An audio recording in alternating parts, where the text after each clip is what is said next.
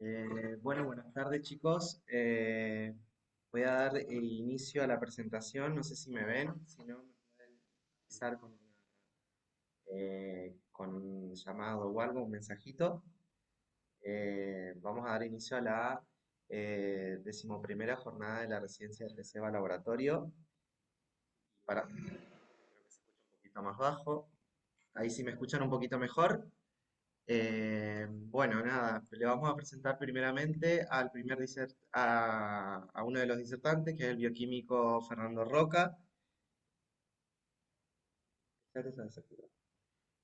Bueno, él es graduado de la Facultad de Farmacia y Bioquímica, se desempeña como bioquímico de planta en el sector de microbiología en el Hospital Bernardino Rivadavia de la Ciudad Autónoma de Buenos Aires y participa de la red de laboratorios de bacteriología del Gobierno de la Ciudad de Buenos Aires. Además, es ayudante de primera en el dictado de la materia eh, medicina de medicina interna, cátedra B, en el Hospital Asociado Bernardino Rivadavia, Facultad de Farmacia de Medicina de la Universidad de Buenos Aires y actualmente se desempeña como responsable del área de bacteriología y microbiología del laboratorio del TCBA LACBA. Bien, también tenemos a la doctora bioquímica especialista Gabriela Baldoni, también bioquímica graduada de la Facultad de Farmacia y Bioquímica, especialista en microbiología, docente de la UBA en el área de biología en el CBC. Se desempeña también con el colega eh, Fernando Roca en el área de bacteriología del Hospital Rivadavia de la Ciudad Autónoma de Buenos Aires. Es profesional adjunto en el servicio de ETS de Annelies Malbrán y fue jefa de residentes en microbiología de Annelies Malbrán también. Así que daremos inicio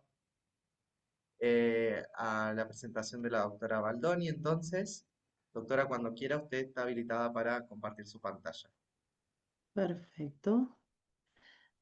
Díganme si se escucha bien. Me está permitiendo.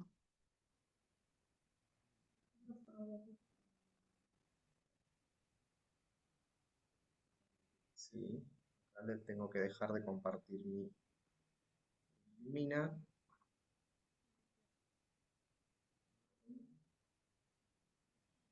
Ah, está, yo ya estoy compartiendo, ¿me ven? Ahí estamos, perfecto, ya vemos la suya. Perfecto. Bueno, buenas tardes a todos. Muchas gracias por la invitación. Eh, con Fernando vamos a tratar de dar un pantallazo que esperamos no apabulle demasiado sobre un poco el rol del laboratorio de microbiología en esta situación actual de la multiresistencia. El- la realidad es que este es un problema que viene ya desde hace años, están apareciendo bacterias que son multiresistentes, se está informando tanto en el ámbito científico como también Infobae cada tanto saca un virus bacteriano multiresistente. Si bien Infobae siempre asusta, no deja de ser algo preocupante la existencia de estas bacterias. Y acá están todos los actores que de alguna manera tenemos que tratar de frenar o disminuir la velocidad de avance de la aparición de estas bacterias y dentro de todos estos actores estamos los microbiólogos también. La idea de esta charla es hablar un poco de los mecanismos de resistencia, qué significa y cómo aparecen esos mecanismos, cuál es la problemática que hay a nivel mundial y después pasar ya a qué es lo que hacemos nosotros o qué es lo que podemos hacer potencialmente desde el laboratorio para determinar la sensibilidad que tienen las bacterias a los antimicrobianos y además para detectar específicamente nos vamos a abocar a mecanismos de resistencia a los carbapenemes o a betalactámicos, porque si no podemos estar hablando de acá hasta dentro de una semana.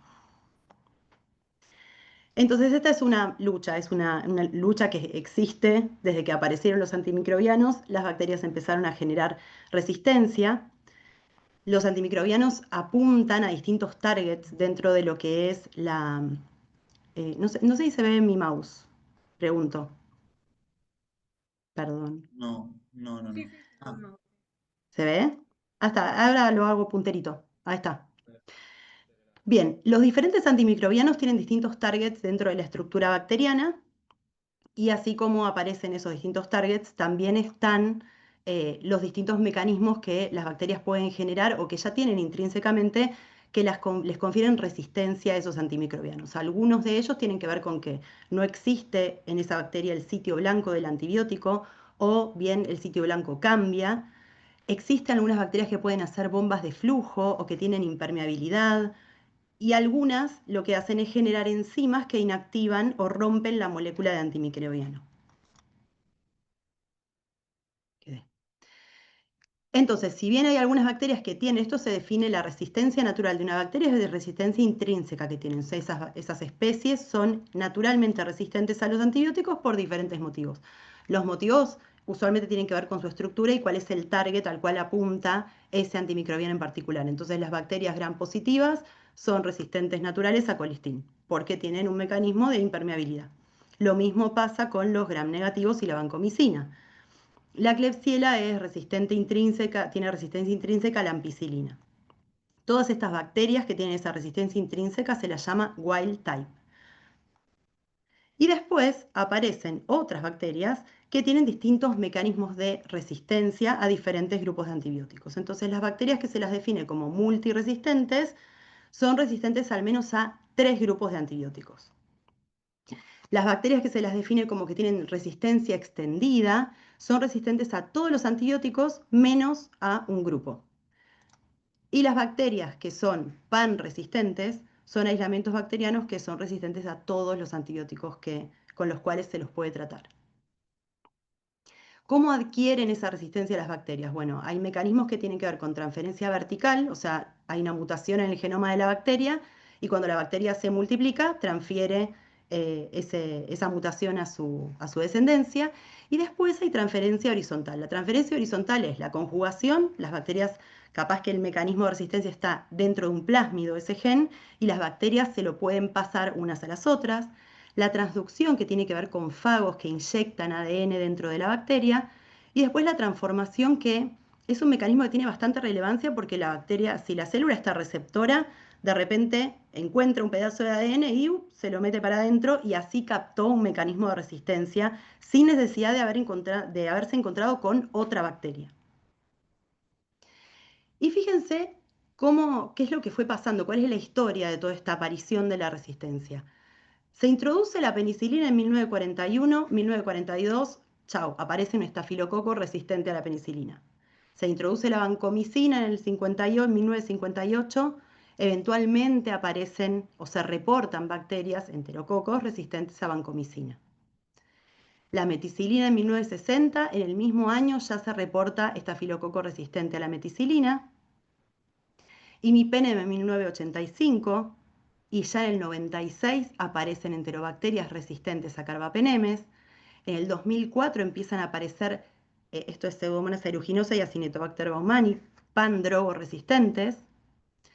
Y esta ceftazidima bivactam, que después Fernando les va a contar un poco más sobre esto, es un inhibidor de una carbapenemasa que se llama KPC. Se genera este inhibidor en el 2015 y en el mismo año ya se reportan cepas resistentes que tienen la resistencia a esta adquirida, que es la KPC, y además no son inhibibles por ceftazidima bivactam. Este cómic que existe, está dando vueltas hace un montón de años, yo lo único que hice fue traducirlo, está hablando un poco de esto, o sea, cómo este Albert, pobrecito, iba caminando por la cocina del hospital y se encuentra con un miembro de la resistencia antibiótica que le ofrece un pedazo de ADN, parece eso, para adquirir resistencia. Y entonces, después de todos estos mecanismos que pueden utilizar las bacterias para adquirir la resistencia, del otro lado están los antibióticos. Los antibióticos lo que hacen es ejercer presión de selección sobre las poblaciones bacterianas. Esta presión de selección es Darwin en la actualidad. O sea, lo que dice Darwin, la supervivencia del más apto, bueno, la bacteria más apta es la que sea resistente al antibiótico al cual se encuentra expuesta. Y en ese sentido, a mí me gusta mucho este video que les voy a mostrar ahora, es muy cortito. La gente de Harvard hizo esta súper cosa que está acá, que es una placa de Petri gigante que tiene el agar teñido de color negro. Está teñido de color negro solo para que se puedan ver mejor las bacterias cuando crecen. Y lo que hicieron fue dividirlo en diferentes columnas con concentraciones crecientes de un antibiótico. En las columnas externas la concentración era 0, y después en las siguientes subsecuentes columnas iba siendo 10 veces mayor hasta llegar a 1000. Entonces lo que hicieron fue filmar el crecimiento bacteriano a lo largo de 11 días. Siembran en estos extremos, en los extremos de esta super placa de Petri, bacterias que ahora se van a ver, esta cosa blanca que está acá, son las bacterias que están creciendo, se multiplican y alcanzan hasta el punto donde aparece una concentración de antibiótico a la cual son sensibles ellas. Pero acá aparece un clon que adquirió un mecanismo de resistencia, y acá otro, y acá otro, y empiezan a expandirse, lo mismo pasa del otro lado, y ocupan toda esta banda del agar porque ya son resistentes a esta concentración de antibiótico. Y lo mismo está pasando con la siguiente banda. Están apareciendo estos clones que adquirieron mecanismo de resistencia y la concentración de antibiótico las seleccionó. Y de esa forma, a lo largo de solamente 11 días, bacterias que eran totalmente sensibles al antibiótico que estaba acá adquirieron una resistencia a una concentración 1000 veces mayor de ese antibiótico. Este antibiótico particularmente es ciprofloxacina, y la bacteria que se sembró era Escherichia coli, pero bueno, es un poco tener un pantallazo de cómo ocurre esto, y cada uno de estos puntitos identifican las mutaciones y cómo se expandieron esos clones de las bacterias. Y esto requiere un abordaje multidisciplinario porque los antibióticos no solamente los usamos los humanos, no solamente se utilizan en los hospitales, sino que se utilizan en un montón de contextos. Se usan muchos antibióticos en la ganadería y la avicultura, y esto, el ponerle antibióticos al alimento balanceado que se les da a los animales de cría es un factor de crecimiento independiente de cualquier otro factor. Entonces ya solamente poniéndole el antibiótico, no importa si el animal está enfermo o no, el animal crece más. Entonces eso se expandió un montón, esa práctica, porque obviamente hacía que los animales crecieran más y más rápido. Y esto generó en toda la microbiota de estos animales un reservorio de bacterias multiresistentes que no se quedó circunscripta a estos animales, sino que a través de detritos, a través de los fertilizantes, el agua y el ambiente se fueron transfiriendo no solo las bacterias, sino los mecanismos de resistencia. De hecho, muchos de los mecanismos de resistencia que nosotros conocemos o podemos identificar, se sabe que tuvieron su origen en bacterias ambientales que no eran patógenas para el hombre, pero que a través de los distintos mecanismos de transferencia lateral, las bacterias que son patógenas para el hombre los adquirieron.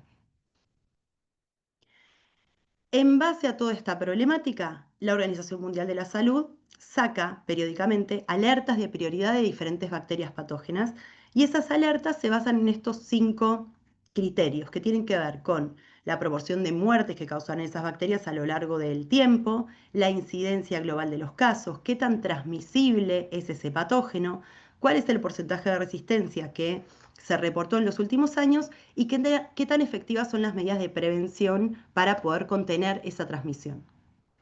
Entonces, teniendo en cuenta todos estos factores, saca diferentes grupos de prioridad a los cuales hay que prestar particular atención.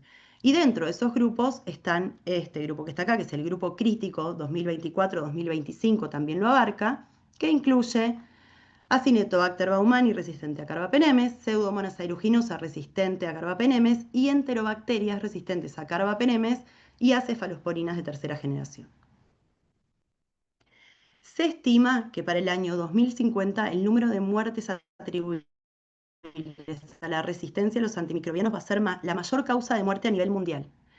En este gráfico se muestra, en el 2019, cuáles fueron las muertes atribuibles a diferentes causas en el mundo. Esto es, diferentes causas no necesariamente patológicas, ¿no? Cáncer, acá hay accidentes de tránsito, y esto es lo que ocupaba la cantidad de muertes asociadas a la resistencia a los antibióticos.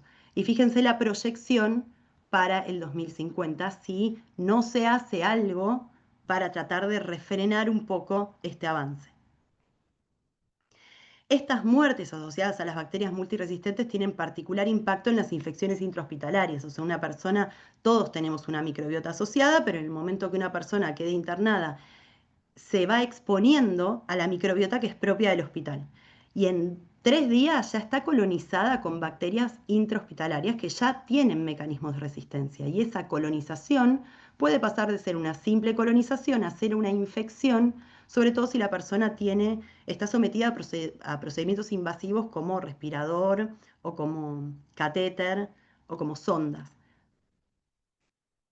Las infecciones intrahospitalarias asociadas a bacterias multiresistentes son sumamente graves porque aumentan muchísimo la morbilidad y mortalidad de los pacientes, prolongan la hospitalización, tienen costos adicionales para el paciente y para el sistema de salud porque requieren tratamientos prolongados que además son muy costosos y además genera desafíos en la calidad de la atención en general. Este es un problema que es endemoepidémico, que es controlable, pero no se puede erradicar lamentablemente.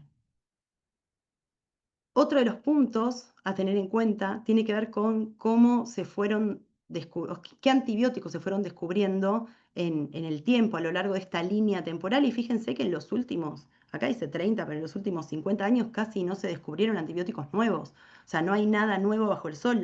Los antibióticos que estaban siguen estando, las bacterias fueron adquiriendo cada vez mayores mecanismos de resistencia. La idea un poco de esto es fomentar a través de políticas de salud pública la investigación básica para tratar de descubrir nuevos antibióticos y de hecho se están haciendo pruebas con aceites esenciales. He visto antibiogramas generados con aceites esenciales en diferentes partes del mundo que está obviamente en etapa de investigación. El punto es que para una empresa farmacéutica no tiene mucho, no reditúa demasiado generar un antibiótico nuevo. Fíjense, de entre 5.000 y 10.000 compuestos que se descubren, luego de pasar por todas las fases preclínicas, las fases clínicas y que finalmente se puedan comercializar, uno solo llega. Pasan un montón de años en el medio, todo para que al año siguiente ya haya un grupo de bacterias que hayan adquirido la resistencia. Y si a eso le sumamos los países que tenemos economías un poco complejas, se le suma también la aprobación de los organismos que regulan los medicamentos, se le suma la importación de esos fármacos que en la mayoría de los casos son importados, la comercialización que en principio es en dólares, la autorización de las obras sociales para su uso y la aprobación dentro del presupuesto. O sea, todo esto retrasa el poder empezar a usar antibióticos nuevos o lo más nuevo que se haya encontrado y ayuda a que estas bacterias multiresistentes sigan reproduciéndose y expandiéndose. Entonces, ¿qué hacemos con todo este panorama? Llorar no es una opción.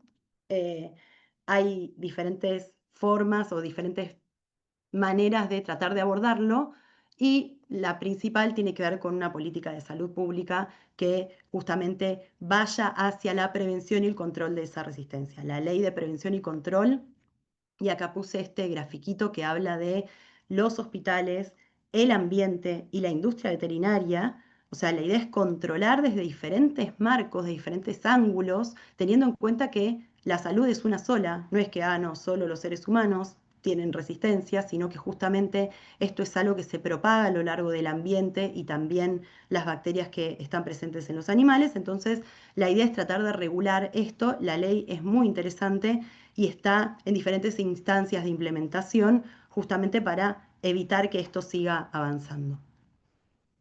Una de las cosas a las cuales apunta esta ley es a la vigilancia epidemiológica regional y mundial.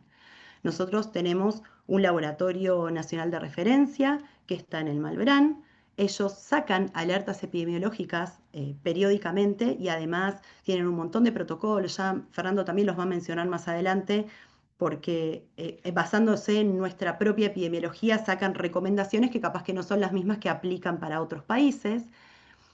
Y ellos manejan una red que se llama Red HUNET, que involucra 93 laboratorios en todo el país, que reportan periódicamente bacterias de diferentes infecciones de distintos sitios con diferentes mecanismos de resistencia. Y gracias a eso, ellos pueden hacer este tipo de mapas que está acá. Este está un poco desactualizado desde el 2023. Este año ellos presentaron en el curso de antimicrobianos que hicieron la semana pasada, dentro de la página de antimicrobianos, hay un mapa interactivo que uno puede ir seleccionando la bacteria, el mecanismo de resistencia, el tipo de infección y le va mostrando cuál es el panorama dentro de el país. Esto es Escherichia coli resistente a carbapenem. Fíjense que no es muy alta la prevalencia, sin embargo, cuando nos fijamos qué es lo que pasa con la Klebsiella resistente a cefaloporinas de tercera generación, ya cambia un poquitito la circunstancia. Lo mismo con Klebsiella resistente a carbapenemes. Y bueno, esto es Pseudomonas aeruginosa resistente a carbapenemes y acá Acinetobacter resistente a carbapenemes. Estamos como en el horno. No es distinto a lo que ocurre con el resto del mundo, ¿no? No es que somos particularmente malos en la regulación, pero bueno, es importante tener idea de qué es lo que está ocurriendo y cómo van mutando y qué cosas van apareciendo. Y esto es a nivel país, pero a nivel hospitalario nosotros también tenemos que hacer una vigilancia porque distintos hospitales pueden llegar a tener diferente epidemiología interna dentro de sus UTIs y sus áreas cerradas, tienen distintos mecanismos de resistencia que están circulando y una microbiota diferente. Entonces, la vigilancia de la epidemiología intrahospitalaria es importante para que el PROA, que es un programa de optimización de antimicrobianos, pueda definir las terapias empíricas con las que va a tratar a los pacientes hasta que nosotros podamos darles una respuesta. La terapia empírica es una terapia de amplio espectro. O sea, cuando un paciente muestra signos de alguna infección y si ese es un signo grave y si el paciente está internado en un área cerrada o está crítico, los infectólogos determinan, basados en la epidemiología que ellos conocen que existe en el hospital, una terapia empírica determinada. El problema de esta terapia empírica es que cuanto más se retrasa el inicio de esa terapia empírica, menor la supervivencia. Pero además, entre un 20 y un 30% de las terapias empíricas son ineficaces. La terapia dirigida, en cambio, está basada en la respuesta que nosotros damos desde el laboratorio. Está basada en pruebas microbiológicas y es una terapia que ya va apuntada específicamente a cuál es la bacteria y cuál es su mecanismo de resistencia. Si la bacteria es resistente, se puede hacer una terapia más efectiva o terapias combinadas para tratar de eliminarla. Y si la bacteria no es multiresistente, porque también puede pasar, le permite a los médicos desescalar el tratamiento, bajar un antibiótico al cual la bacteria sea sensible, justamente para restringir un poco esta presión de selección que se está generando constantemente en la microbiota hospitalaria. Entre la terapia empírica y la terapia dirigida estamos nosotros. Y ahora llegamos efectivamente a qué es lo que hacemos nosotros desde el laboratorio para determinar si una bacteria es sensible o es resistente a los distintos antibióticos. El método gold standard para determinar la concentración de un antibiótico a la cual la bacteria va a no crecer más es la SIM. La SIM se hace con una suspensión estandarizada de bacteria y concentraciones crecientes del antibiótico. En la concentración en la cual esa bacteria no crece es la concentración inhibitoria mínima, que es la concentración en la cual se inhibe el crecimiento visible de la bacteria. Después se puede determinar también en estos tubitos donde no creció nada, se pueden repicar en agar y verificar si la bacteria estaba efectivamente muerta o estaba en un estado estacionario, y así se puede determinar la concentración bactericida mínima que mata el 99,9% de la población bacteriana inicial. Y acá tengo que aclarar que no tengo conflicto de intereses con Lisoform, por ejemplo. ¿Cómo se determina la concentración inhibitoria mínima? Bueno, a través de, estos son los métodos estándar, que son macrodilución en caldo, es lo que les mostré recién. Microdilución en placa es lo mismo que en caldo, pero en una escala mucho menor, en estas plaquitas. Y esto es dilución en agar. Acá, cada uno de estos puntos es una cepa bacteriana y la concentración creciente de antibiótico está ya en la placa de agar, o sea, se plaquea el agar junto con el antibiótico, entonces el antibiótico alcanza una concentración determinada en cada una de estas placas.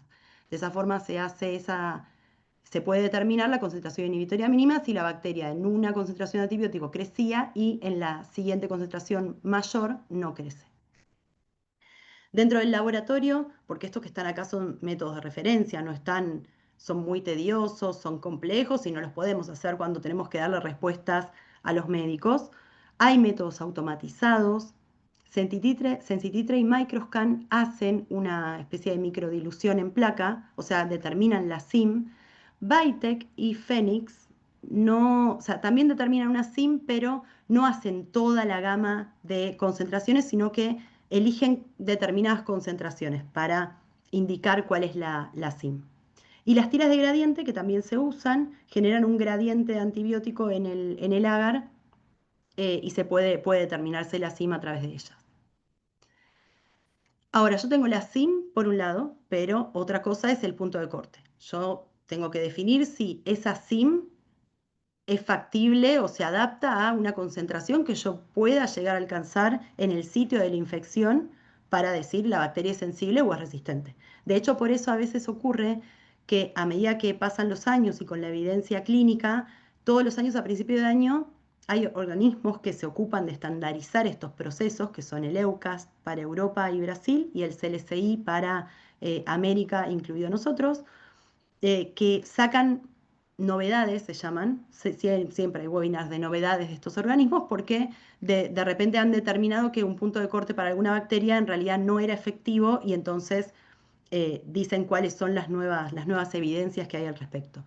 Entonces, a partir de esta concentración inhibitoria mínima, se tiene en cuenta el punto de corte epidemiológico, o sea, la SIM que diferencia a las cepas salvajes que no tienen resistencia adquirida de las poblaciones más resistentes, la farmacocinética y farmacodinámica, que es re importante porque considera qué concentraciones se alcanzan en el sitio de infección y en el suero, y la evidencia clínica, que responde a un montón de ensayos clínicos y verifican cómo responde el paciente, si hay éxito o fracaso terapéutico en función de esa concentración inhibitoria obtenida in vitro. Y a partir de eso se determinan los puntos de corte. Entonces, se considera una bacteria sensible cuando tiene una alta probabilidad de éxito terapéutico con el régimen de dosificación estándar del fármaco.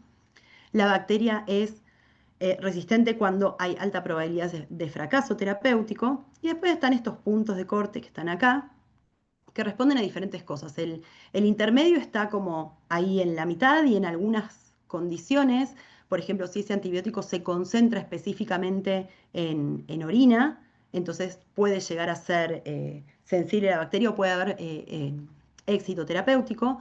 Y en la sensibilidad dosis dependiente se sabe que para que exista probabilidad de éxito terapéutico hay que aumentar la exposición, y ese aumento de la exposición sería aumentar la dosis o el intervalo entre dosis o el tiempo de infusión del antibiótico, en todos los casos obviamente teniendo en cuenta la concentración máxima de antibiótico a la cual se puede exponer a un paciente y que sea segura. Todo esto está especificado, o sea, cuál es el régimen de dosificación estándar está especificado en las guías del CLCI, y también en los casos de las bacterias sensibles dosis dependiente especifican cuál es ese aumento de exposición que debería hacerse para que haya éxito terapéutico. Entonces, nosotros no podemos hacer determinar estas SIM. Nosotros desde el laboratorio tenemos que hacer un método un poco más simple. Lo que más usamos la mayoría de los laboratorios es el antibiograma por difusión. Y este método es un método estandarizado, en el cual se parte de una concentración. Perdón, está mi gata maullándome, no sé si la escuchan. Se parte de una concentración determinada, estandarizada de la bacteria, que se puede medir con la turbidez de Macfarlane, y se prepara esa suspensión y se hisopa una placa de agar en 3 direcciones. Esa placa de agar es un agar particular que tiene un grosor específico, un pH específico y también una concentración de cationes específica. Y después se pone un disco de antibiótico que tiene una determinada carga de antibiótico. Y ese antibiótico va a difundir generando un gradiente de concentraciones. Y lo que yo voy a observar al día siguiente es que la cepa creció a lo largo de todo, en césped, se dice, en toda esta superficie del agar, salvo en estos halos de restricción en los cuales la bacteria no creció porque no era sensible a esa concentración de antibiótico. El punto es, yo ahora necesito de alguna manera correlacionar la concentración inhibitoria mínima por el método de referencia con el punto de corte de difusión en placa. Y eso, de nuevo, aparecen estos organismos que se ocupan de la estandarización de los procesos y lo que hacen es evalúan cientos de aislamientos clínicos y por el método de concentración inhibitoria mínima y por difusión por disco. Y construyen unos gráficos que se llaman escatogramas. Ahora se los voy a mostrar, están acá. Este es el logaritmo de la concentración inhibitoria mínima. Cada uno de estos puntos no representa una bacteria, representa un montón de bacterias. Y acá abajo está el diámetro del halo de restricción. Entonces, lo primero que se evalúa o que evaluaron ellos, porque muchos de estos métodos ya están, estos puntos de corte ya están determinados, lo primero que han hecho es evaluar si hay una correlación lineal, que es lo más importante.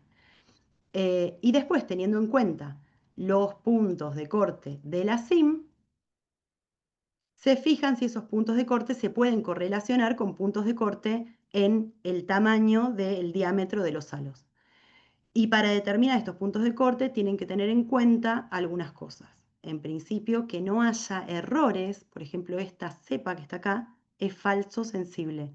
Yo, si la mido, le mido el halo, la podría determinar o ubicar dentro del rango de sensible, sin embargo es resistente. Y estas dos que están acá son falsas resistentes. Yo las mido como resistentes, sin embargo son sensibles. Estos errores de falsos sensibles se llaman very major y se permite una cantidad de errores menor al 1,5%. La cantidad de errores major, que serían los falsos resistentes, se permite una cantidad menor a el 3%. Y después, todos estos que están acá son errores minor, se llaman, que involucran los puntos de corte que tienen que ver con la categoría intermedia.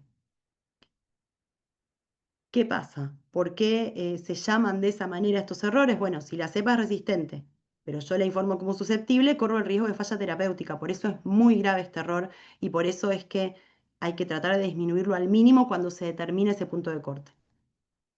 Si la cepa es susceptible por sí, pero yo la informo como resistente, le estoy restringiendo un antibiótico que en realidad podría ser útil y estoy generando presión de selección en toda la población bacteriana. Entonces, este error se considera un error grave, ¿sí? Error eh, major. Y los errores minor o errores menores son estos que no tienen tanta relevancia clínica porque se confunde capaz el susceptible o resistente con el intermedio y en muchos de estos casos, o sea, si nosotros informamos algo como intermedio, tal vez los médicos intentan una terapia combinada o prueban con otro antibiótico si lo pueden hacer y si la infección es muy grave. A tener en cuenta con el método de difusión, es muy importante la composición del agar, qué tan profundo es. Si el agar está muy finito, el antibiótico se va a expandir mucho más y voy a generar un halo de restricción mayor y una falsa sensibilidad, la densidad del inóculo, el tiempo de incubación. Estos factores que están acá que tienen que ver con el tiempo de incubación, la atmósfera, la concentración de antibiótico en el reservorio. Esto es importante cuando yo les dije hace un ratito que nosotros nos basamos en los puntos de corte de difusión de CLSI, porque los discos que usan para hacer esos puntos de corte tienen la misma concentración de antibiótico que usamos nosotros. En cambio, los de EUCAST hay que tener cuidado, por ellos igual lo aclaran en las tablas, pero usan algunos discos de antibiótico que tienen otra concentración diferente, entonces esos puntos de corte no nos servirían. El pH del medio, que puede afectar la actividad de algunos antibióticos, lo mismo que la concentración de timina y timidina y la concentración de cationes. O sea, estos son factores que pueden alterar la actividad del antibiótico que yo estoy probando. Para tratar de controlar todo esto, lo que se hace justamente es hacer periódicamente controles de calidad. Hay cepas que son ATCC, que están súper caracterizadas, que no tienen tendencia a adquirir mecanismos de resistencia, y entonces lo que se hace es se prueban algunos discos y el halo de restricción de estas cepas tiene que caer dentro de los límites que están previstos para aprobar esa prueba. Todo eso está disponible en el CLSI y en la página de antimicrobianos también. Bueno, y acá es el momento en el cual cambiamos de presentador.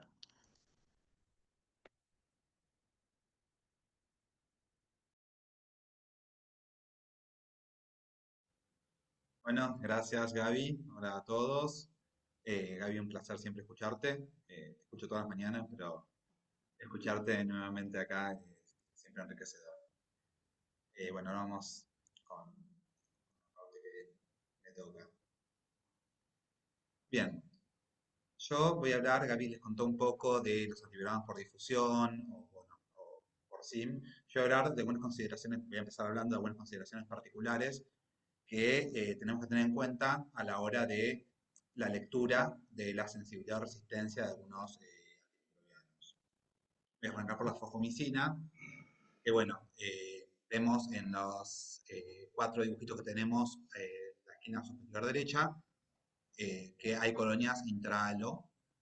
Bueno, las colonias intrahalo no deben ser tenidas en cuenta a la hora de medir el halo, solo se tiene que tener en cuenta el halo que se genera definido, ¿sí?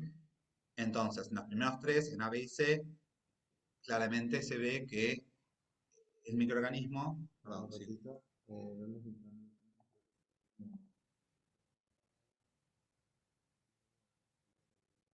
Bien, seguimos con errores técnicos.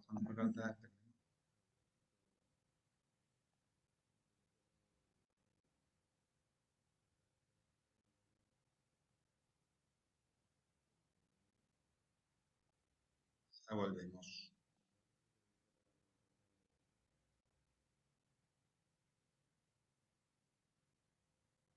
Perfecto. Bueno, entonces les estaba comentando que en el caso de la fosfomicina no vamos a considerar las colonias intrahalos. Entonces, en las imágenes A, B y C, la cepa es sensible para fosfomicina, hay que medir solamente el halo definido. En la imagen D, donde se ve que ya el crecimiento está pegado al, yo señalo con el dedo, ya se ve que el crecimiento está pegado al disco de fosfomicina, eh, ahora habilitamos el láser. Bueno, sí estamos hablando de una cepa que es resistente a fosfomicina.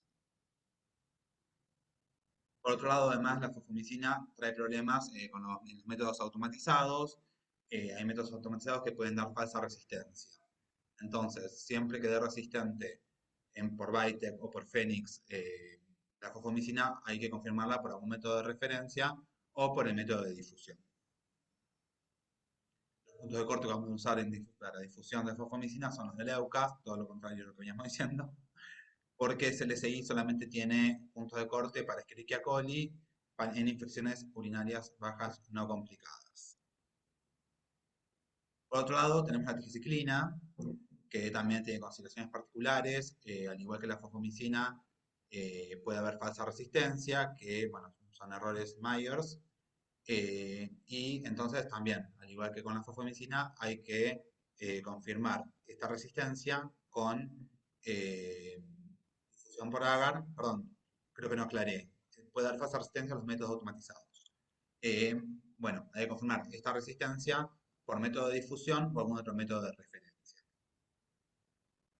Lo que hay que tener en cuenta en la difusión es también otra consideración, que con Escherichia coli no habría mayores inconvenientes, pero con otras enterobacterias y con Acinetobacter sp hay un área de indeterminación. O sea, todas las cepas que tengan halo mayor o igual a 21 se consideran sensibles.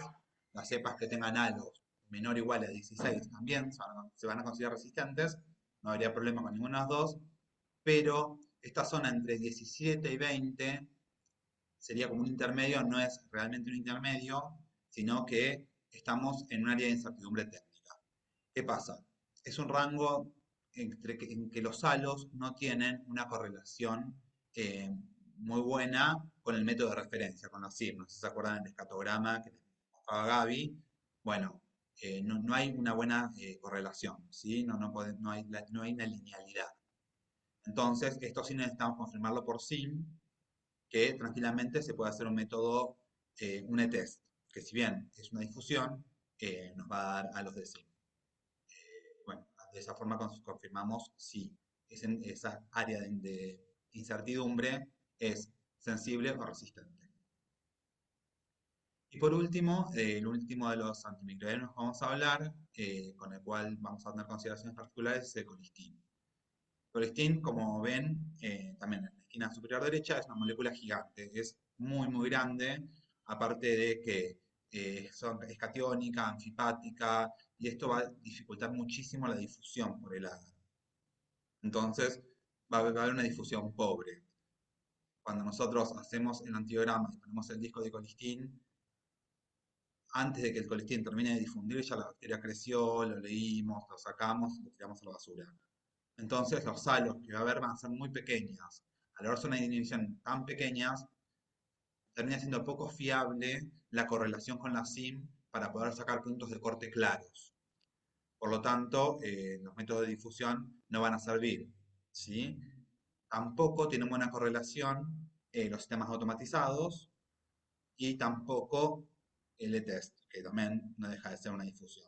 De hecho, los sistemas automatizados ya lo sacaron de sus paneles de identificación. Entonces, ¿qué hacemos frente a colistin? Que no tenemos ninguno de los métodos que estamos acostumbrados a usar. Bueno, acá es donde aparece nuevamente el Laboratorio Nacional de Referencia, el Malbrán, tirándonos algunas puntas sobre qué hacer con el colistin. Uno de los métodos que quizás muchos conozcan es la predifusión con tabletas Rosco, en la cual vamos a predifundir primero cuando se ponen en la placa antes de inocular con la bacteria, se coloca el disco o la tableta y se inocula se predifunde durante 2 horas en la estufa, luego se retira de la estufa, se remueve la placa y se va a dejar predifundiendo a temperatura ambiente de 18 a 22 horas. Una vez pasado este tiempo, llevamos a otro laboratorio y las guardamos en la heladera y las tenemos listas para usar cuando queramos probar sensibilidad a colistin.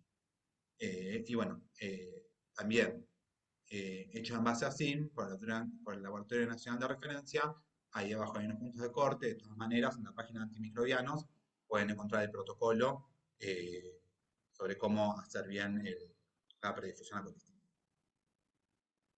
Otro de los métodos, que también es súper interesante, es el drop test, que también es bastante conocido. En este caso, en lugar de ir al agar, primero vamos a hacer una dilución con 8 discos de colistin en caldo Mueller-Hinton ajustado en cationes. Acá es sumamente importante que el caldo Mueller-Hinton esté ajustado en cationes. Y cuando lo vayan a comprar, vean el rótulo que realmente sea así. Y si no, si tienen algún conocido, algún amigo, alguien, no sé, un ex compañero que trabaje en algún lugar, en un laboratorio donde usen Fénix, los calditos AST, que son los finitos, los más gruesitos están los finitos, que son para identificación, y los de sensibilidad de Fénix también son caldos Mueller-Hinton ajustados en cationes y nada, se pueden usar perfectamente. Entonces, bueno, lo importante es, se ponen los 8 discos en los 5 mililitros de caldo, se deja diluir hasta 1 hora, se retiran, se descartan los discos y después, bueno, como siempre, hacemos todo el antibiograma y sopamos la superficie eh, y vamos a poner una gota de 10 microlitros solamente y lo que se mide es la presencia o ausencia de zona de inhibición. Que haya una inhibición, o sea, que haya un sacabocado en césped, habla de sensibilidad al colistin y cualquier colonia que aparezca dentro de esa zona de inhibición o si no aparece nada, obviamente es resistente a colistin. Dura un montón en la heladera, 4 grados centígrados, no hay ningún tipo de problema. Esta metodología tiene una ventaja con respecto a la metodología anterior, a la predifusión, y es que si de golpe nos quedamos sin, nos pasó algo y no tenemos más, en 1 hora ya la podemos utilizar. En cambio, la predifusión necesitamos 24 horas para poder predifundirla, si no hubiesen contaminado las placas o cualquier inconveniente que hayamos tenido. En este caso, ya en el mismo día lo podemos resolver, ahí quedamos sin reactivo. Pero, como tiene una ventaja, tiene una desventaja. Avanza. Como tiene una ventaja, tiene una desventaja que está validado para SIM menor o igual a 2. O sea, es un método validado para enterobacterias. ¿Y qué nos pasa con la pseudomonas? La pseudomonas es sensible hasta SIM igual a 4 microgramos sobre mililitros. Entonces, nos puede llegar a pasar que nos encontremos que la pseudomonas nos dio resistente a colistin y la vamos a informar y estamos comiendo una falsa resistencia, otro error Perry-Meyer. Entonces hay que tener en cuenta a la hora de usarlo, la pseudomonas en un punto de corte un poquito mayor. ¿Qué hacemos frente a esto? Bueno, la predifusión es una posibilidad, y si no, otro método que también lo van a encontrar en la página de antimicrobianos. Hoy le hacemos toda la propaganda al Laboratorio Nacional de Referencia, al Malbrán, es el método de dilución de discos, ¿sí? Eh, el método está adaptado, lo que voy a comentar, a 1 mililitro de solución final. También, con caldo Mueller-Hinton, en los 4 tubos ponemos, ajustado en cationes, importante, 1 mililitro en cada tubo, y vamos a tener un tubo control, vamos a tener un tubo con un disco, un tubo con 2 y otro tubo con 4 discos.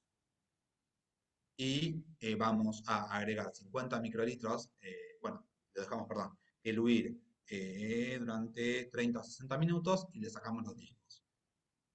Y bueno, se puede ver que, donde hay un disco se correlaciona con 1 microgramo sobre mililitro, donde hay 2 discos sería una concentración de 2 microgramos, y donde hay 4 discos es una concentración de 4 microgramos. Estamos haciendo en definitiva una SIM, desde 1 hasta 4 microgramos.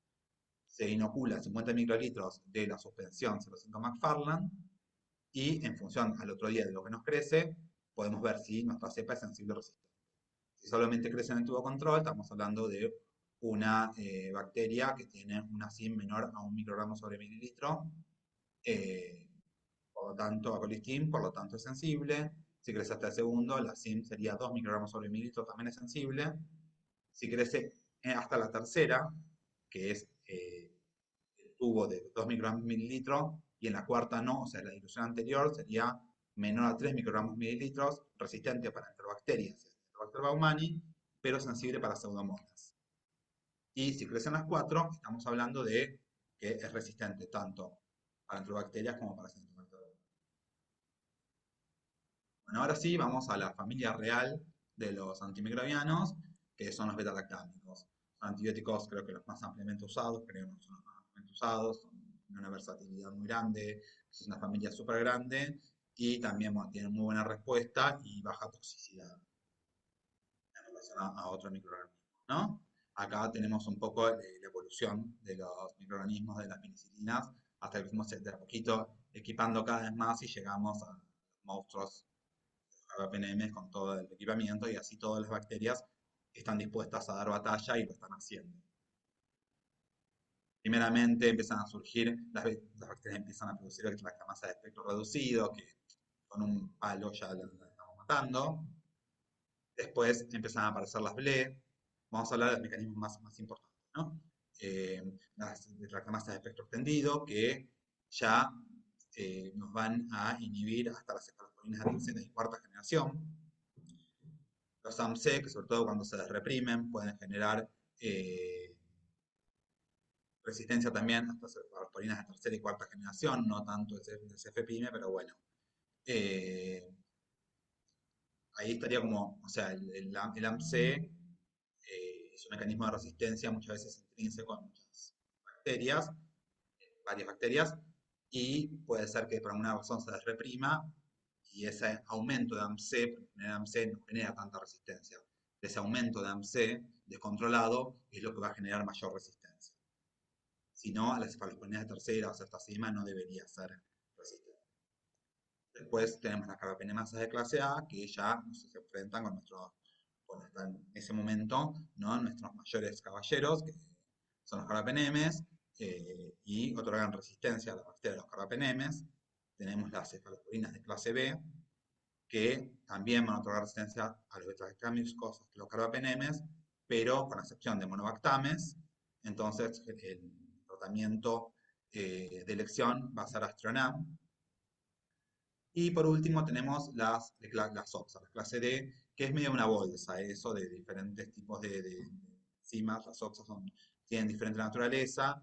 Y bueno, nosotros la que más nos va a interesar es la OXA 163, que es la que tenemos en mayor proporción en Argentina.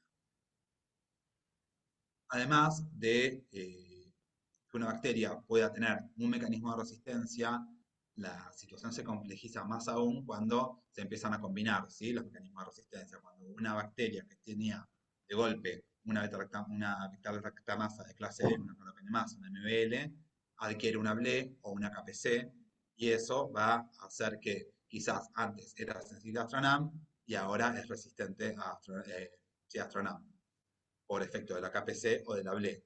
O bien que de golpe las bacterias que tenían beta-lactamasa de espectro extendido se ponen más impermeables y eso le va a dar entre la BLE y la impermeabilidad como una resistencia a los carbapenemes o las AMCD reprimidas también, y pueden generar más resistencia que la que venían teniendo.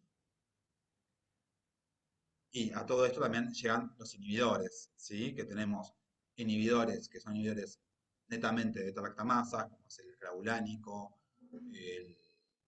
el survactam, el avibactam, o inhibidores que quizás tienen un espectro un poquito más amplio, como el avibactam, el relebactam, que van a inhibir, el valvulvactam, que van a inhibir carbapenemasas.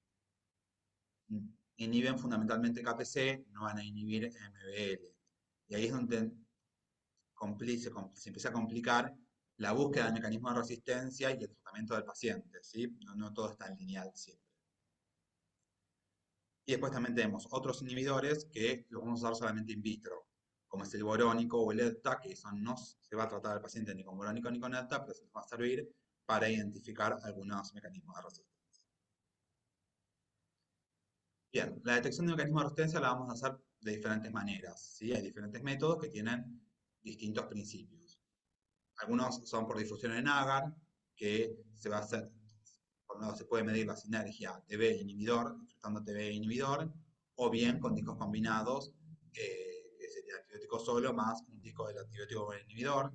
Por otro lado hay métodos inespecíficos, como el Triton-Hodge, como métodos colorimétricos, también inmunocromatografías que nos van a dar, nos va a indicar qué tipo de mecanismo de resistencia tiene la bacteria y en mucho menor tiempo, y los métodos moleculares y el film array.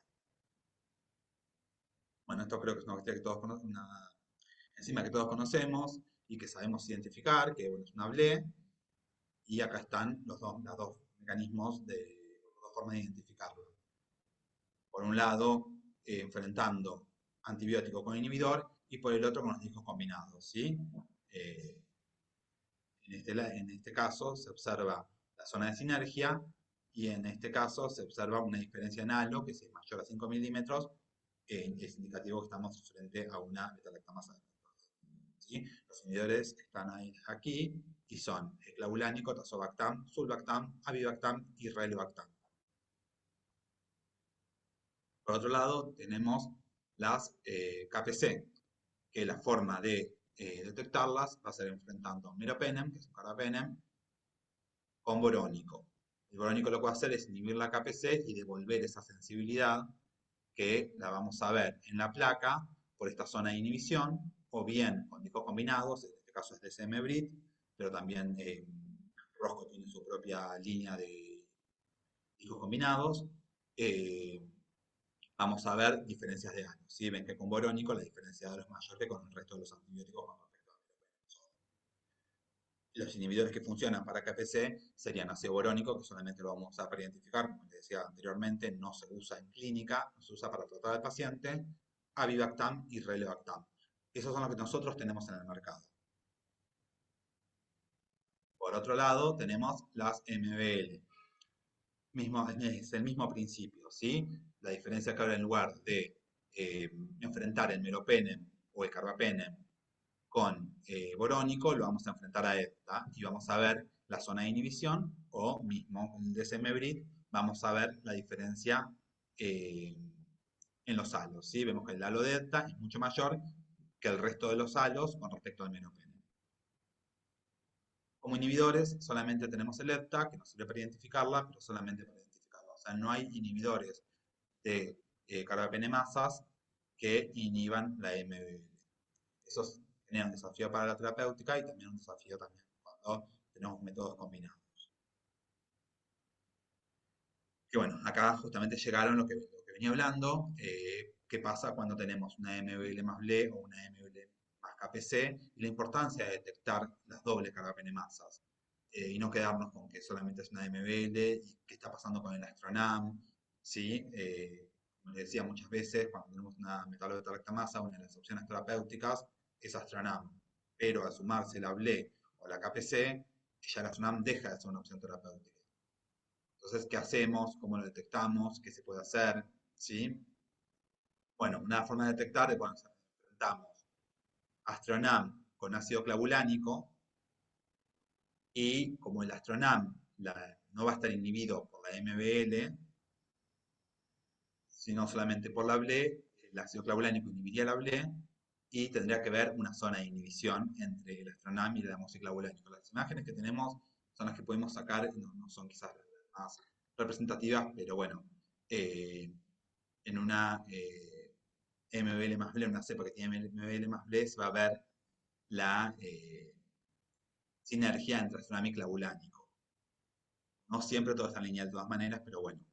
Después, entre Astronam y Avibactam, también voy a ver la BLE, porque Astronam estaría inhibido por la BLE, o sea, no crecería alrededor de Astronam por la BLE, pero el hecho de que haya Avibactam va a inhibir esta BLE, ¿sí? Entonces, debería haber una sinergia acá.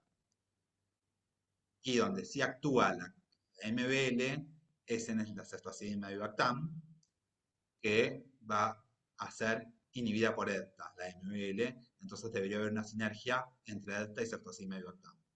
Si tengo una sinergia, si tengo una doble productora de MBL más BLE, tengo que ver sinergia entre los 4 antibióticos, ¿sí?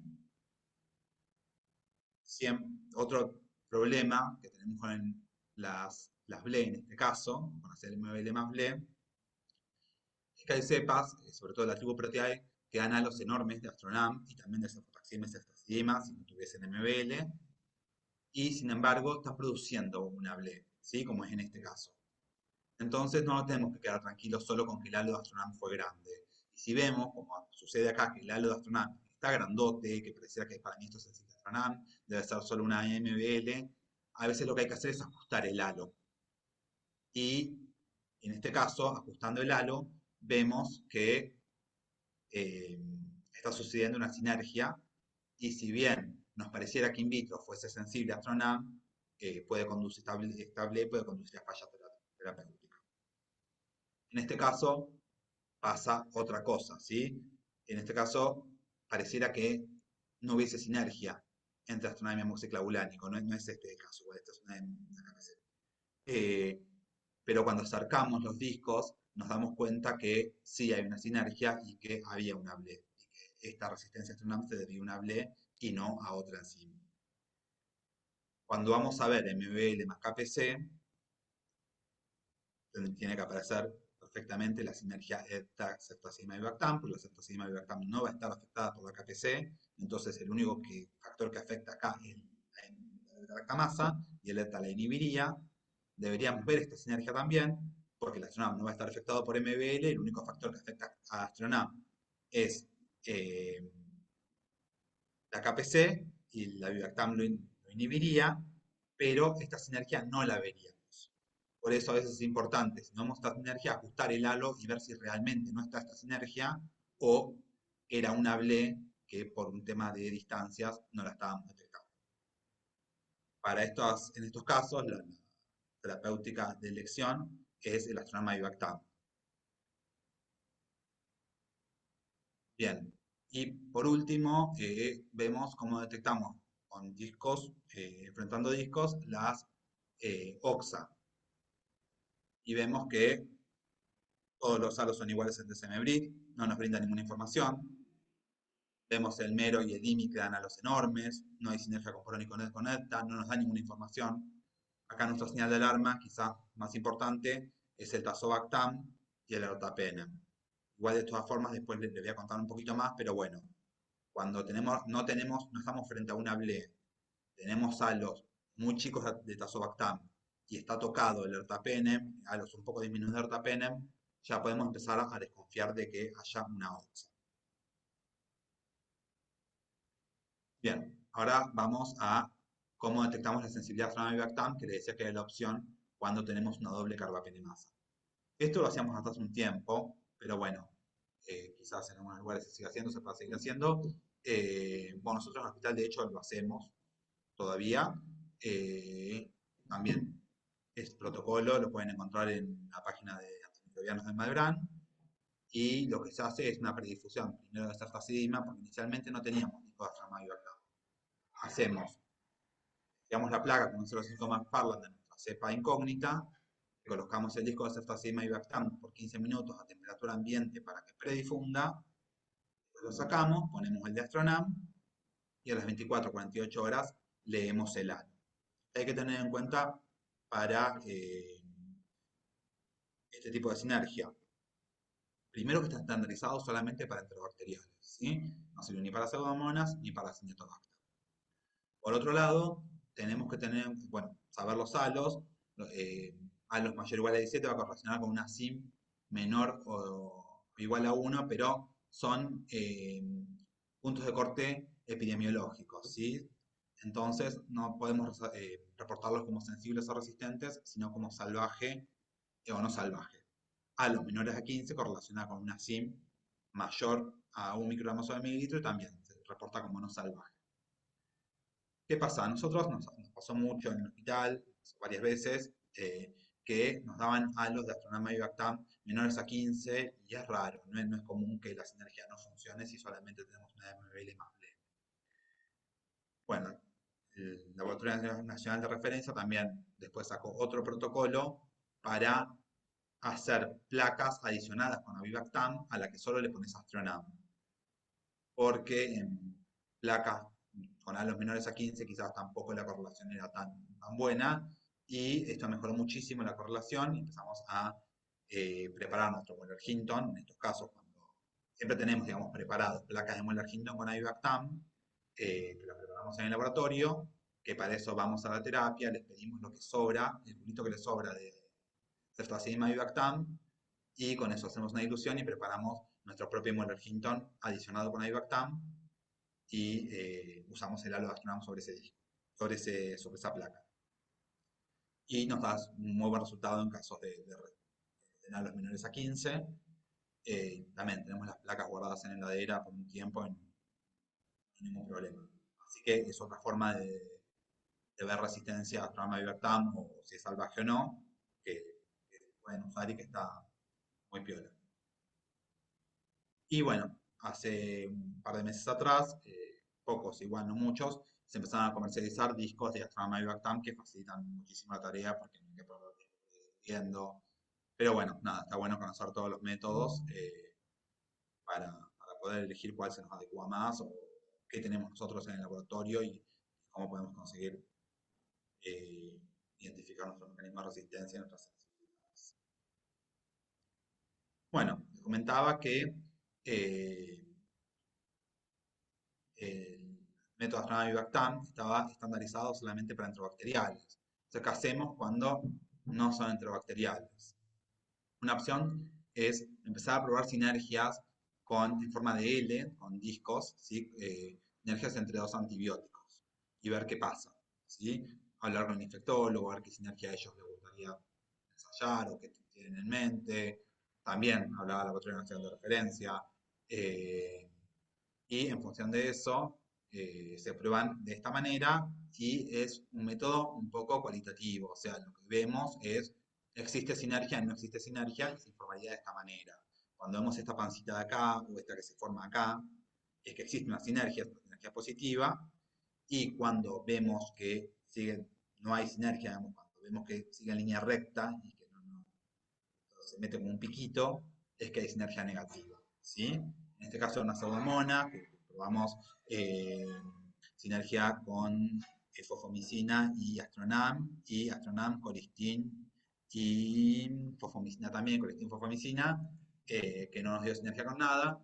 Y de este lado, lo que hay es una Cinetobacter, creo que es esta o esta, es una Cinetobacter, o las tres me parece, es una Cinetobacter baumannii, en la cual hay sinergia positiva entre ceftazidima Vibactam y ampicilina sulbactam. Sabemos, cuando se le da ampicilina sulbactam a un paciente con Acinetobacter, que tiene efecto bactericida sobre el Acinetobacter no es la ampicilina, no es el antibiótico, sino el inhibidor, es el sulbactam. Y lo que hacemos con con el avibactam es resensibilizar la sensibilidad a esa resistencia a sulbactam. También hay otro método, por si quieren investigarlo un poco, en la página de antimicrobianos, que se llama Spalbactam, que lo que se hizo fue una especie de semi-cuantificación, donde en una placa inoculada con nuestra cepa incógnita, se pone una gota de un disco de ampicilina sulbactam, un disco de ceftazidime-avibactam y unas gotas de solución fisiológica, y eso difunde, y bueno, se miden los halos, pero bueno, eso pueden buscarlo en la página del Laboratorio Nacional de Referencia, que está bien explicado el método.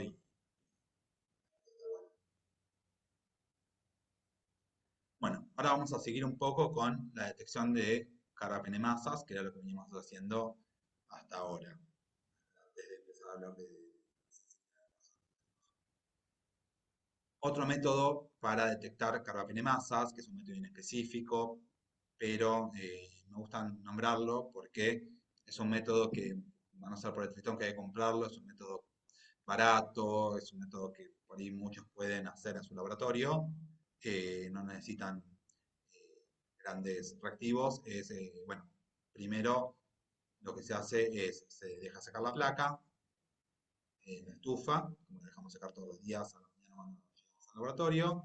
Le ponemos una gotita de tritón, que es un detergente, que lo que va a hacer es permeabilizar las membranas para que las enzimas salgan más fácilmente. Las enzimas, cuando digo enzimas me refiero a las carbapenemasas, sobre todo la MBL. De hecho, el agregado de tritón lo que generó es un aumento en la sensibilidad para encontrar MBL, porque se ubica en el espacio periplasmático, la pared celular y la membrana externa. Y eso aumentó mucho la sensibilidad, sobre todo de MBL agregado a tritón. El método de Hodge sin tritón no tenía tan buen desempeño con las metalobetalacanas. Después lo dejamos secar nuevamente, después de agregar el tritón, y lo inoculamos con Escherichia coli 25922. Y después de hacer eso ponemos el disco de meropenem en el centro de la placa, y acá probamos nuestras cepas incógnitas, ¿sí? De las 4 que hay acá, vemos que la 185 genera una zona de crecimiento de la Escherichia coli. Esto significa que esta cepa produce una carbapenemasa, no sabemos cuál, pero produce una carbapenemasa que va a lisar o va a romper el meropenem, y eso va a permitir el crecimiento en esta zona de la Escherichia coli 25922, que es lo más buena que hay. Glassy, y no tiene mecanismo de resistencia.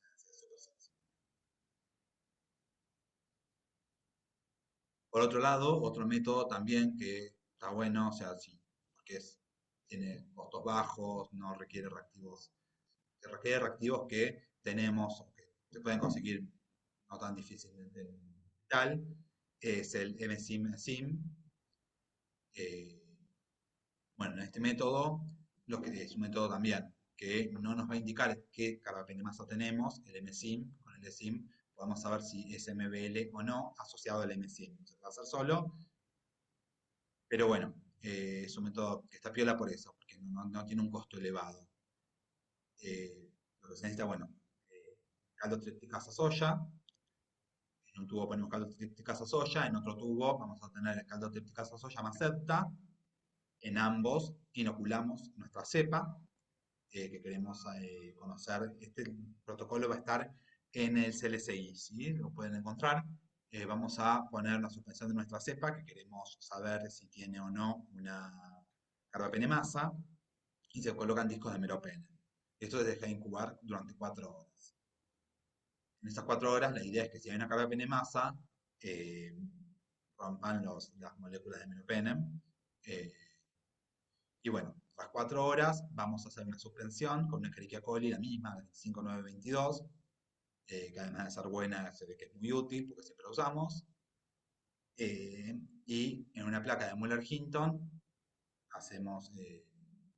sembramos en siembra masiva, y los dos discos de meropenem que los teníamos en los caldos, los vamos a poner en la placa, ¿sí? Esto se incuba 24 horas, en las 24 horas realizamos la lectura.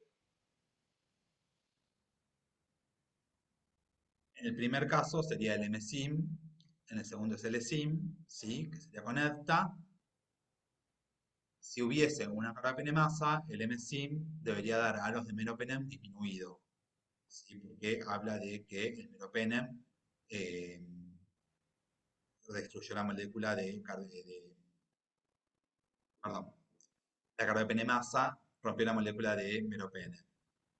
Y si la metalo-beta-lactamasa, si la carbapenemasa fuese una metalo-beta-lactamasa, debería haber una diferencia de halos. Y bueno, acá está la interpretación del resultado, que bueno, un halo entre 6 y 15, o sea, un halo súper chico, habla de una M positiva, habla de una presencia de carbapenemasas. Un halo mayor a 19 habla de ausencia de carbapenemasas. Y halo entre 16 y 18 es un indeterminado. La ESIM sí o sí tiene que estar asociada a la MSIM, no se puede hacer por sí sola. Y una diferencia de halo mayor o igual a 5 habla de que esa carbapenemasa es una MBL. A los menores no se puede afirmar que sea una MBL. No vamos a ver con los métodos rápidos, porque bueno, a veces la multiresistencia no nos da tiempo y los pacientes no tienen tiempo de que nosotros tenemos 48 horas o 72 detectando mecanismos de resistencia. Arrancamos con los métodos colorimétricos, que también son métodos que no me van a indicar qué tipo de carbapenemasa tenemos, o qué tipo de carbapenemasa tiene la bacteria, no nosotros. Pero bueno, los dos se basan en más o menos, acá tenemos dos métodos colorimétricos, uno es el Blue Carba y otro es el Carba NP, y los dos tienen como principio, como un mismo principio, que es la hidrólisis del imipenem que va a acidificar el medio. La diferencia es el indicador. En uno es el azul de bromotimol, en otro el rojo fenol, no me acuerdo. Y al acidificar el medio va a virar del azul al amarillo el Blue Carba o del rojo al amarillo el Carba NP. Los dos de la foto de atrás son kits comerciales, uno es de Rosco, el otro es de Biomerieux, pero si no, también en la página de antimicrobianos pueden encontrar cómo hacerlos en el laboratorio. Quizás al principio es un poco tedioso porque no tienen que contar con un pHímetro, y segundo, encontrar el pH, se les pone verde, cuesta llegar, digamos, a un punto. Siempre después se ponen todos amarillos, pero bueno, una vez que le agarran la mano a eso, nada, es un método que está bueno porque es mucho más barato. El kit comercial obviamente tiene mayores costos, pero tiene la facilidad de que sin demasiado esfuerzo podemos, sin demasiado tiempo, podemos tener buenos resultados. Bueno, esto era un poco lo que estuve hablando, así que no me voy a detener en esta diapositiva. Pero sí me parece interesante hablar con respecto a Blue Carb, y también pasa con el Carb NP, sobre su especificidad y sensibilidad, ¿sí? Tiene una especificidad muy alta, casi del 100%, según 99, según un trabajo de Pastrana y colaboradores, y muy alta sensibilidad de 100% para KPC y para MBL. Pero cuando vamos a ver la OXA, o sea, lo que vamos a decir con esto es que el Blue Carba positivo habla de una presencia de carbapenemasa. Podemos confirmar que hay una presencia de carbapenemasa, ¿sí? Pero para la OXA, sobre todo la 163, que es la que más tenemos en Argentina, tenemos una sensibilidad del 20% nada más. Por lo tanto, un Blue Carba negativo no nos descarta la presencia, sobre todo de OXA, ¿sí? Lo mismo pasa con el Carba NP. Es exactamente la misma situación. Tenemos para KPC y otras carbapenemasas clase A y MBL 98% de sensibilidad, una especificidad altísima con respecto al no hay, no hay, pero pasa que la OXA 163 sigue siendo pobremente, 20%, pobremente hallada, digamos, por este método, según trabajo de Pastrana y colaboradores. Repito, ambos protocolos los pueden ver en la página de MedBrand por si quieren empezar a aplicar el método, y si no, bueno, Rosco y de Bienvenida funcionan. Por otro lado tenemos las inmunocromatografías. Las inmunocromatografías andan muy bien, están muy buenas, son métodos rápidos y además de ser rápidos, como el colorimétrico, de hecho son más rápidos aún porque... Ah, algo que me olvidé de mencionar con los métodos colorimétricos es que la Cinetobacter suele tener oxa intrínsecas y puede ser que den falsos negativos si prolongamos demasiado el tiempo. Quizás la Cinetobacter con 1 hora, llegando a las 2 horas ya empiezan a positivizar y puede generar falsos positivos. Bien, ahora sí, vamos a las inmunocromatografías. Lo que tienen de piola las inmunocromatografías es que en 15 minutos, partiendo de la cepa, eso sí, igual que el Glucarba, o sea, necesitamos las 24 horas de cultivo, nos van a indicar qué mecanismo de resistencia tenemos, ¿sí? Y va a dividir las MBL entre PIM, IM y NDM, indica si tenemos una KPC o una OXA, que eso ya también es un montón de información. No es lo mismo tener una KPC que tener una MBL para tratar al paciente. Con respecto a estas dos marcas comerciales, el Resist 5, que es el de Britania, no detecta OXA 163, que es la que ya vengo diciendo, ya lo dijimos 4 o 5 veces, que es la que más tenemos en Argentina. Lo voy a decir de nuevo así los canso. Y sí, el NG Biotech, pero de todas formas el resto de los mecanismos de resistencia los detecta. Y bueno, acá tenemos algunos cassettes nuestros del NG. En el primero vemos que hay una NDM, porque la línea está en la masa de NDM, no ADELI. En el segundo vemos que hay una doble productora de carbapenemasa, KPC y NDM, ¿sí? Una KPC más MBL más KPC. Y en el tercero tenemos una OXA. Eh, bueno, esas son cosas que sucedieron en el laboratorio. Bueno, las desventajas y las ventajas, ya lo estuve diciendo y no me voy a detener tampoco. Después, últimamente salieron como anexos al LG Carva, el Carva Blood Culture, que se podría trabajar de hemocultivos positivos de la botella directamente. Está estandarizado para enterobacteriales y pseudomonas. Esto nos ahorraría 24 horas el tiempo de detección. Y también quería mencionar el NG Carva Direct Tool, que es una especie de filtro que también permite trabajar de muestras de cultivo, orina y sopados, acelerando el tiempo 24 horas. ¿Sí? Bien, y por último, pasamos a los métodos moleculares, por anteúltimo, porque quedan un par de cositas más, pero pasamos a los métodos moleculares, por no dejar la PCR, que puede ser una PCR punto final, como diapositiva, y con esta imagen, o también puede ser una PCR, digamos, in-house, que sea eh, real time, o también hay kits como GeneXpert, que nos va a detectar mecanismos de resistencia, están buenos porque no requieren tanto entrenamiento, porque se pueden hacer en ambientes quizás no tan preparados, tienen menos probabilidad de contaminación. Y después tenemos el FilmArray, que lo que hace es como un secuestro una captura del ADN, del gen, perdón, y va a detectar, está muy piola, que detecta eh, microorganismos, no sé, si le pasamos en este caso es un panel para hemocultivos, podemos saber qué bacterias hay, qué mecanismos de resistencia tienen una amplitud muy grande de mecanismos de resistencia, entonces en muy poco tiempo quizás podemos darle al médico un montón de información sobre eso. Una Klebsiella pneumoniae hay y qué mecanismo de resistencia tiene. Si tuviésemos dos bacterias, no va a asociar el mecanismo de resistencia a una. O sea, está por separado, pero bueno, la realidad es que en muy poco tiempo tenemos un avance de la información impresionante y está muy bueno para empezar con una terapia empírica dirigida, que una terapia más dirigida, no tan empírica, que lo comentaba Gabriel más temprano, que disminuye muchísimo la mortalidad.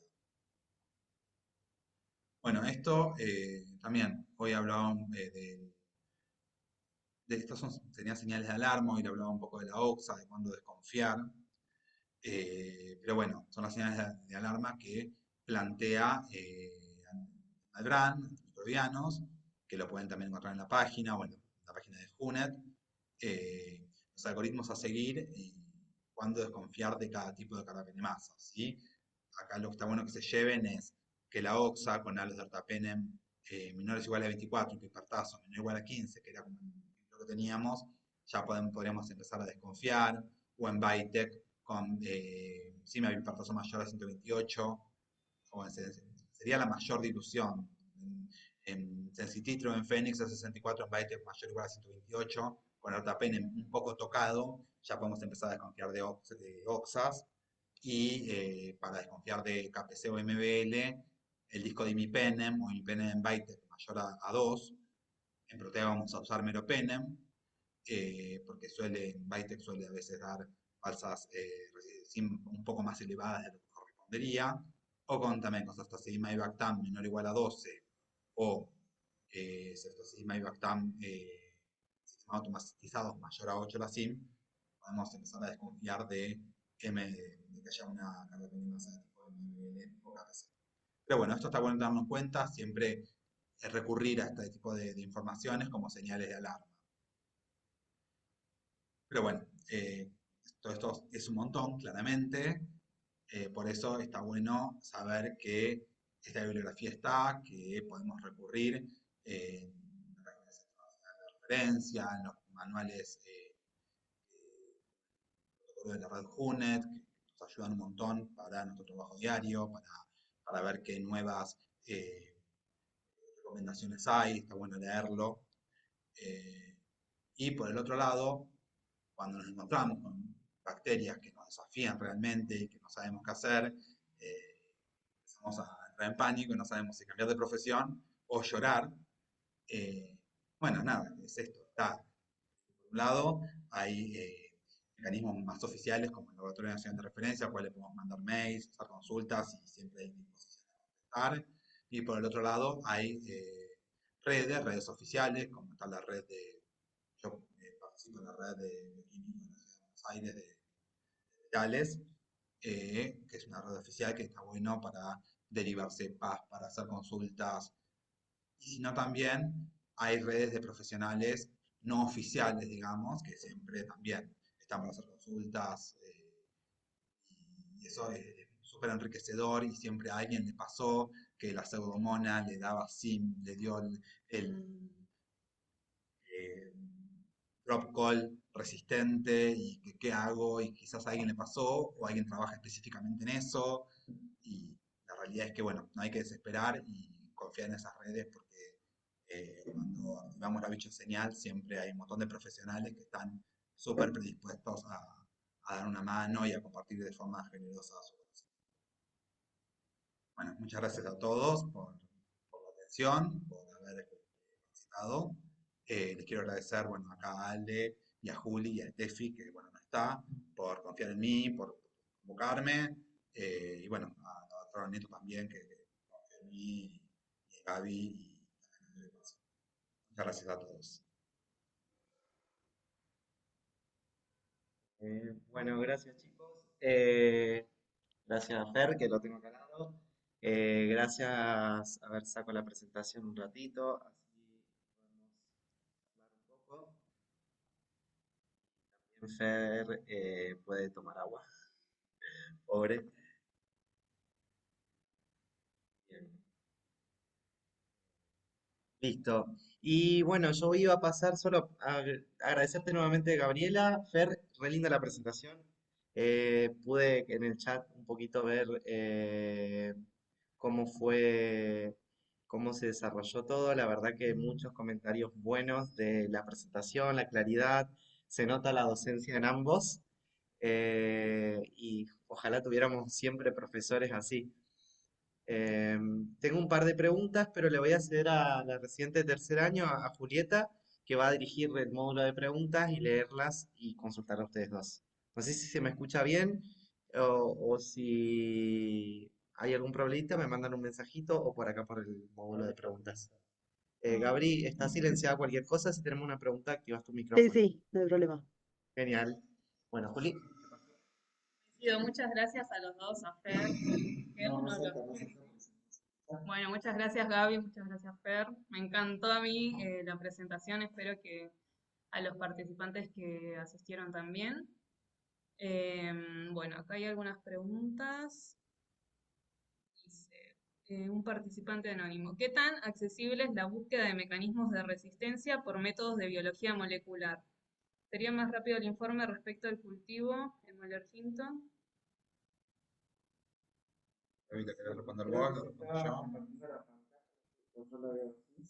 Eh, está preguntando si es más rápido el informe, sí, desde ya, o sea, con la biología Pregunta, molecular es... qué tan accesible la búsqueda? Imagino que debe ser accesibilidad económica y la Bueno, velocidad también. Pregunta sobre la velocidad, como una pregunta. la velocidad es mucho mayor, o sea, porque ya inclusive hay métodos de biología molecular que están validados para utilizarse a partir de muestras clínicas. Entonces, muchas veces se hace vigilancia de colonización por bacterias multiresistentes en pacientes que están internados en áreas cerradas, que son esos hisopados anales que la gente que trabaja en hospitales grandes seguramente los hacen habitualmente.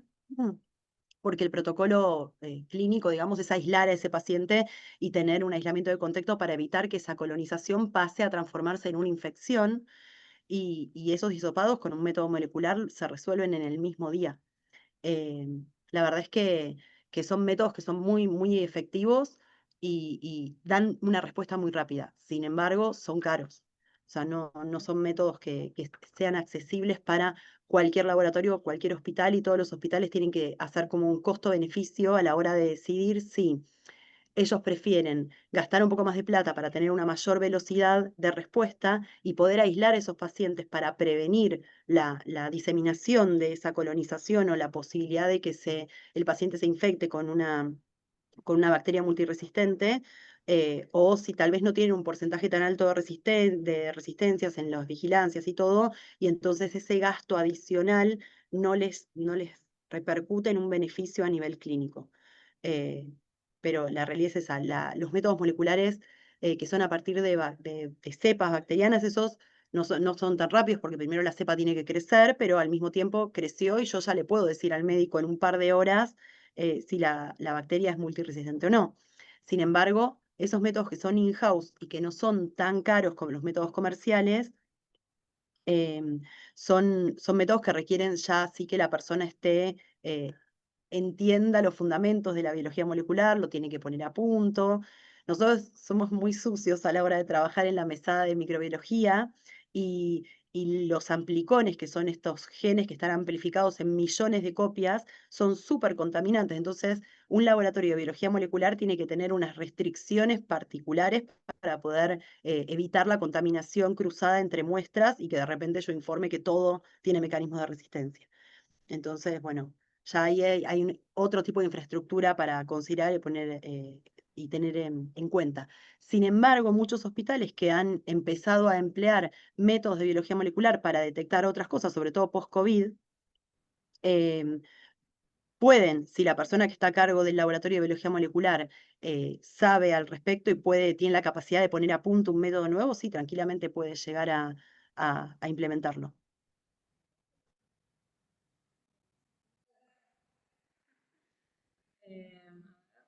Me da igual que yo lo... después hay otra pregunta que dice, ¿es fiable? No sé si se me escucha porque hay mucho transporte fuera. ¿Es fiable la determinación por biología molecular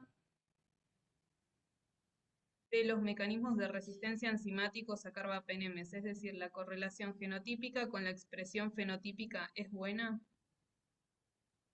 Eh, sí, siempre está la duda de, bueno, tal vez solo estaba el gen, y como son métodos que amplifican, tal vez está presente solo el gen y justo la bacteria, si estamos hablando de muestras clínicas, ¿no? Y justo la Claro, sí. bacteria esa puntualmente no lo tiene, pero los que son a partir de cepas que ya crecieron, sí, totalmente. Mm. No sé si... No, acá esto me parece que es como referente a lo de una salud, si respecto al ganado existe alguna regulación al día de hoy, si Sí, existe la empezaron, ley antimicrobiana.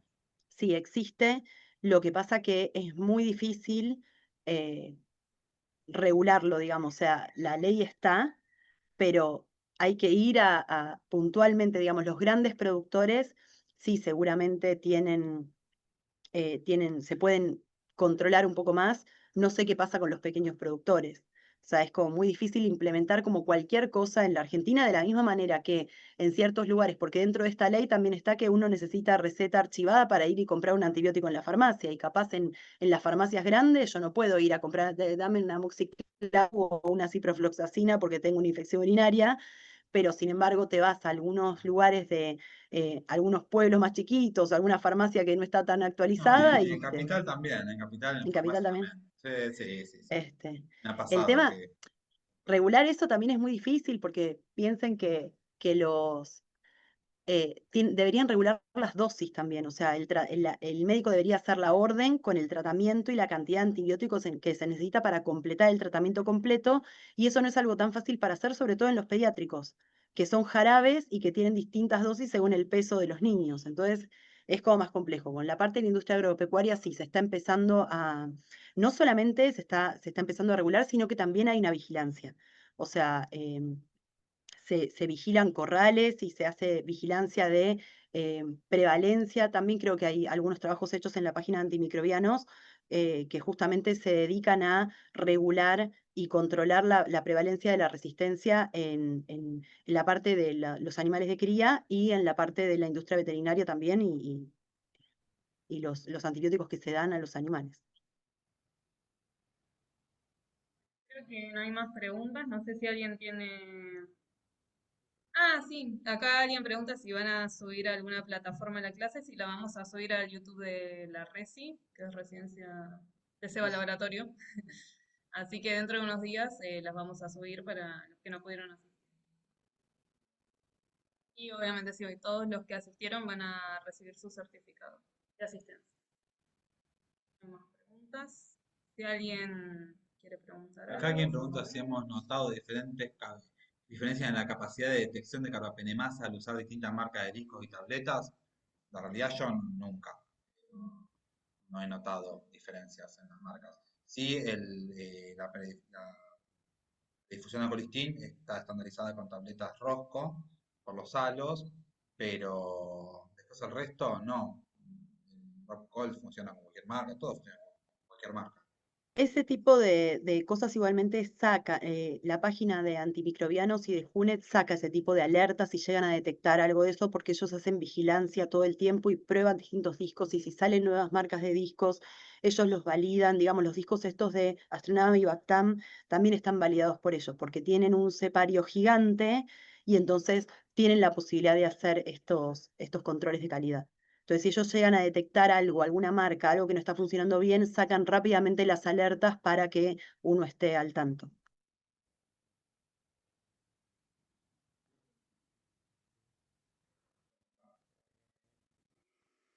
Nada, creo que las respuestas, las preguntas fueron respondidas por los dos.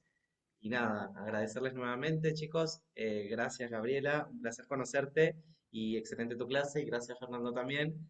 Trabajo con él, pero no es mi área de trabajo. Pero bueno, me quedó muy claro un montón las imágenes y las placas fueron muy buenas. Los mecanismos, como reciente los había visto en clínicas que fui recién, pero me quedó mucho más claro ahora también viendo de vuelta las placas y las sinergias. Pero bueno, nada, agradecerles a todos por la participación. Ahí veo si no hay ninguna más, pero creo que están todas las preguntas ya resueltas. Gracias, chicos, a todos y bueno, nos vemos en el próximo encuentro. Chao, Hasta muchas gracias a luego. todos. Hasta luego.